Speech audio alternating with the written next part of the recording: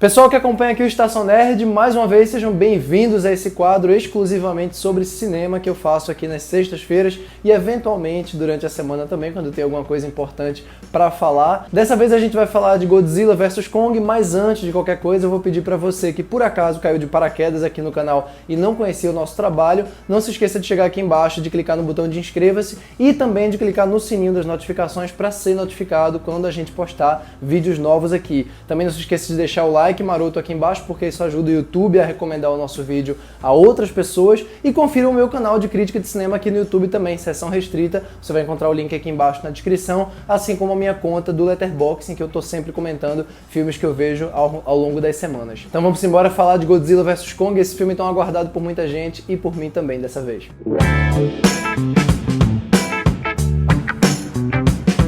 Só mencionar uma curiosidade rápida aqui antes de começar a falar do filme. Você pensar em Godzilla, vamos voltar lá atrás para 1950, 54, quando o primeiro filme de Godzilla foi feito, né, pelos estúdios japoneses Toho. Aquilo ali era terror puro, né? Aquilo ali matava medo nas pessoas, entre outras coisas, por conta, claro, da maneira como aquilo espelhava diretamente as tragédias de Hiroshima e Nagasaki, né? Então era um produto bem claro daquela época, assim como muitos filmes de monstro feitos na década de 50, que hoje todo mundo assiste da maneira mais descontraída possível. Então é essa a curiosidade, o paralelo que é interessante se pensar. Tanto o Godzilla quanto o King Kong na década de 30, né, 20 anos antes, a sensação de terror em relação aos monstros era o que fazia aqueles filmes, né? Era a base do cinema de monstro dessa época. E agora com Godzilla vs Kong a gente chega num ápice em que ver monstros na tela é, antes de qualquer coisa, o negócio mais alegre, mais vibrante, mais divertido, mais pop e principalmente mais enlevante mesmo, para levantar o seu astral do que qualquer coisa que você possa imaginar por aí. E é com essa mesma alegria e vibração que eu venho aqui para dizer que, felizmente, o Godzilla vs Kong, que eu preferiria chamar de Kong vs Godzilla, mas enfim, eu vou comentar mais isso adiante, é exatamente aquilo que ele deveria ter sido, é exatamente aquilo que muita gente imagina que ele seja. Esse daqui faz parte da franquia que começou em 2014 com o primeiro Godzilla e é uma continuação direta do Godzilla 2, o Rei dos Monstros, que foi lançado em 2019, né, 2 anos atrás. E me parece, pela experiência desses poucos filmes lançados até agora, que a receita para ter uma funcionalidade na coisa é ter o King Kong na parada, né? Porque o Kong, A Ilha da Caveira, de 2017, é um filme bem eficiente, né?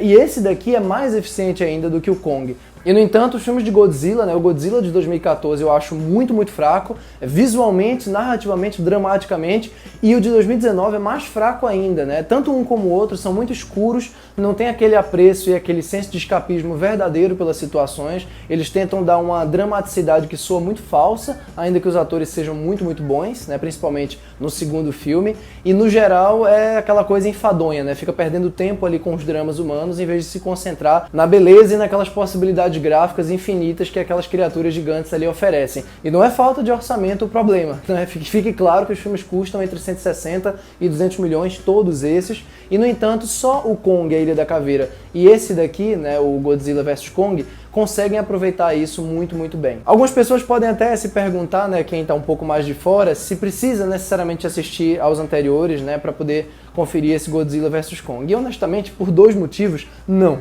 Primeiro, porque o filme é muito autônomo, ele se vale por si só muito bem. A narrativa dele tem um começo, meio e fim muito bem pensado, tanto para acabar aqui, o que não vai acontecer, como para começar daí. Então, assim, por isso só eu acho que dá para você conferir o filme tranquilamente e sem nenhum tipo de eu não peguei essa informação, eu perdi aquela outra, porque o que vale aqui não é informação. E segundo, que tem tudo a ver com isso, é um filme muito descompromissado. Tão despretensioso que, inclusive, ele abandona boa parte do peso dramático, ou, sei lá, 90% eu diria do peso dramático ali dos coadjuvantes, em função dos reais protagonistas aqui, que são os monstros da história, que são o Kong e o Godzilla. O Kong, na verdade, é o arco dramático central, já que o Godzilla, durante boa parte do tempo, é tido como o vilão do filme, né, já que acontece uma coisa específica, que aí já é spoiler, que ele acaba se voltando, melhor dizendo, contra a humanidade, né, e aí vai ter esse enfrentamento entre os dois. Então, justamente por a gente já ter tido 2 filmes com o Godzilla e esse daqui ser só o segundo da franquia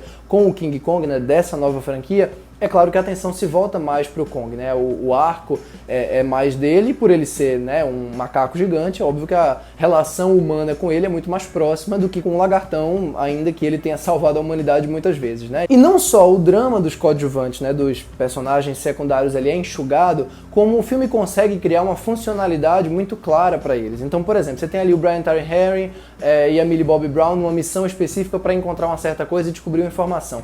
Aquilo tudo ali, muita gente pode considerar desnecessário, enfadonho e genérico, e é mesmo, tá? Não deixa de ser genérico, mas ao mesmo tempo você sente que, primeiro, eles estão se divertindo fazendo o filme, principalmente Brian Tyree Henry, que tem duas cenas muito engraçadas, e segundo, tudo aquilo ali, toda aquela trama tá em função dos monstros e não o contrário. Enquanto no Godzilla, o Rei dos Monstros, você sentia que toda aquela situação, toda aquela orquestração da ação, uma ação inclusive muito escura, muito confusa, estava em função daqueles personagens ali, em função daquela história que eles estavam contando, né, aquele draminha genérico e ruim, aqui não. Aqui os personagens estão todos em função de fazer com que as cenas de ação aconteçam ou para resolver a cena de ação. E quando eu digo para resolver, não é como simples Deus Ex Machina, mas é para fazer de alguma forma a ação se fechar, né, para dar aquela ajudinha, aquele empurrãozinho. E até porque o filme é muito curto, ele tem menos de 2 horas, o que para a quantidade de personagem e de cena de ação que ele tem é relativamente pouco, né? Ele demora até um pouquinho para chegar na primeira cena de ação gigantesca, uma cena fabulosa que envolve ali um confronto no mar, né? Mas depois dessa, assim, o filme engrena que é uma beleza. As cenas no centro da Terra, inclusive tem um momento bem pseudo-contemplativo e bacana em que a câmera faz um giro muito interessante ali que coloca você dentro daquelas sensações. E daí tem o mais importante de tudo, que é a inventividade do Adam Wingard. O Adam Wingard filma as cenas de ação não só com muita inteligência, com muito controle formal, você consegue entender tudo o que acontece aqui, tudo. Não tem nada que você olhe e fala, como? O que aconteceu nessa cena? Quem pegou quem fez o quê? Bateu aonde? Não, você consegue entender tudo, mesmo nas cenas noturnas, que não devem nada ao Círculo de Fogo do Guillermo del Toro, inclusive, nos contrastes, na textura, né, na sensação de brincadeira, de caos controlado. Tudo tem muito peso no sentido físico da coisa aqui. O que é enxuto de drama é reforçado em computação gráfica da melhor qualidade possível, ainda bem, porque o filme dependia disso, né? Então eu acho que o Adam Wingard fez muito bem aqui em enxugar um bocado de excessos dos filmes anteriores, fez muito bem em abraçar um absurdo muito assumido, né, em abraçar mesmo essa coisa colorida, muito vibrante da cor, né, mesmo que a gente esteja falando de cenas mais mundanas, né, de personagens conversando, ele ainda tem um timing legal, ele tem um humor bacana, as piadas várias vezes caem naquela coisa de quinta série, mas ele é muito ágil, ele não perde tempo com bobagem, ele não fica, né, ele é tão dinâmico que você esquece a piada, você não tem nem tempo de processar certas informações, você já parte direto para o que interessa. Então assim, Godzilla vs Kong não vai agradar todo mundo porque tem muita gente que ainda tem um certo cinismo